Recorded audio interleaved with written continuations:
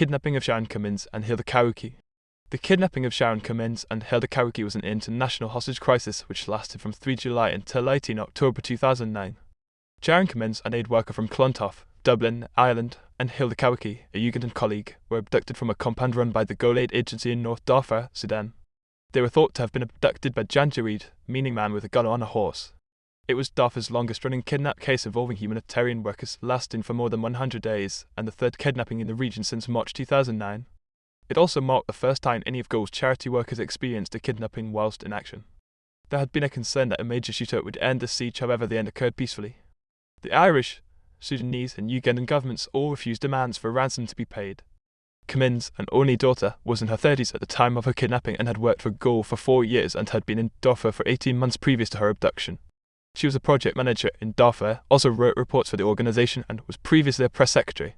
Cummins studied at Dublin City University DCU, earning a master's degree in international relations.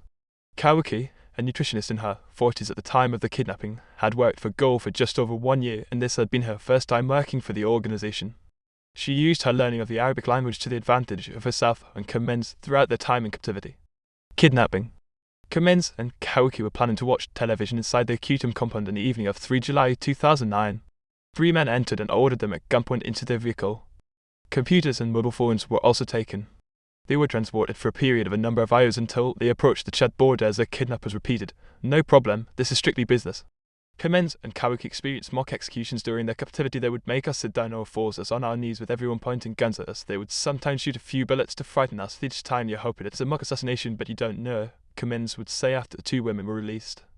They were held outdoors throughout this time, transported between various locations, lost a lot of weight and were given little food or water. This lack of food and water may have figured in their release. The captors paid close attention to media coverage of the incident.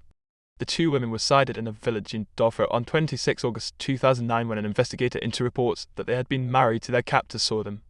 Cummins spoke to her family just once during her ordeal, in a telephone call dated 10 September 2009. The women were not informed they were to be released until very soon before it happened. Their captors may have escaped across the border into Chad. The kidnappers made a $2 million ransom demand which the Sudanese government refused to pay, saying it would only serve to encourage further kidnappings. Sudanese authorities negotiated with the kidnappers, who were members of a nomadic tribe in North Darfur.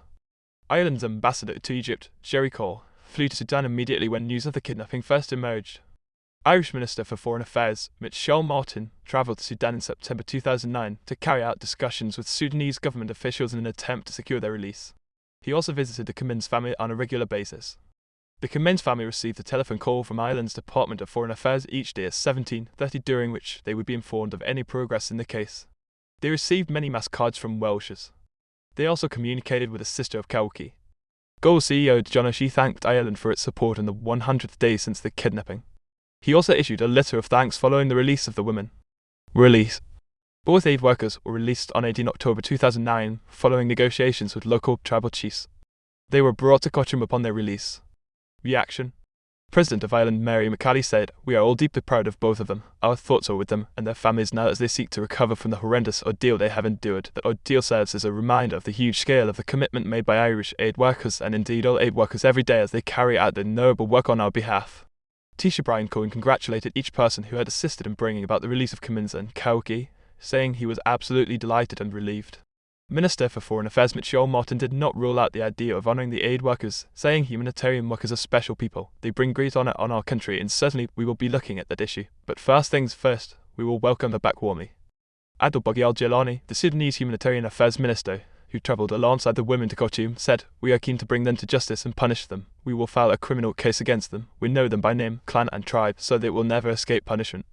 Betty Akich, Uganda ambassador to Sudan, said, "They are criminals, and when you are a criminal you must pay for your actions. Whatever action the Sudanese government takes to punish this activity, we will support because it will act like a deterrent to anyone who would like to try something like this again." Secretary-General of the United Nations Ban Ki-moon approved the release of Cummins and Kariuki, praising in a statement the thousands of humanitarian personnel working in Sudan for their critical efforts. Homecoming. Kariuki arrived in Tet International Airport on a Kenya Airways flight on 20 October 2009. Betty Akich was there with several representatives from Goal, plus Ireland's ambassador to Uganda, Kevin Kelly. Kariuki was reunited with her mother Anne and 4-year-old son Amonu at the airport. Kauki spoke of her desperation to be free and see her family, even if it was to be her final act. Even if I had to crawl out of there, see my family for 5 minutes and then dropped it, that's fine. I'd be happy with that. I had no doubt I was going to get out. She did not reveal further details at this time, unlike Cummins. Ireland sent its government jet Sudan to bring Cummins back home. Kevin Myers, writing in the Irish Independent, praised the use of the jet for this purpose, commenting that it had finally got a deserving passenger. The jet was delayed for some time in Cairo as it was returning.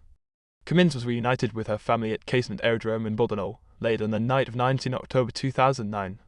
They were led out to meet her by Brigadier General Ralph James. She held a press conference after spending some time with relatives who appeared to greet her. President of Ireland Mary McAleese welcomed Cummins along with her family, department officials and others who had helped secure her freedom to Oros in UHTIN on 22 October 2009. Gore CEO John O'Shea was not present. The president said Cummins had lifted the spirits of the nation and compared her safe return to that of Brian Keenan, the Irish writer who spent 4 years as a hostage in Beirut in the 1980s and 1990s. Cummins said written accounts of the experiences of Keenan, BBC journalist Alan Johnson, and Dave Viggors's What is the What, the autobiography of Valentino Chak Deng, had helped the two women deal with their situation. Cummins expressed her gratitude to Ireland, saying, "I know there were churches all over the country saying prayers for me. Mum and Dad were telling me, thank you so much for that." A ceremony of Thanksgiving, which was rethemed following the release of the aid workers, also took place in Sligo, where Cummins has relatives. Cummins vowed never to return to Dover. Humanitarian Award. Cummins and Kauki received Hugh O'Flaherty International Humanitarian Award in Killarney, County Kerry, on 7 November 2009. When nominations sent in by the charity school, Traquair, Médecins Sans Frontières, Plan Ireland, Hope Foundation and Children in Crossfire were examined, it was discovered that 2/3 of them had chosen the two aid workers. Tom Arnold, CEO of Concern Worldwide, said,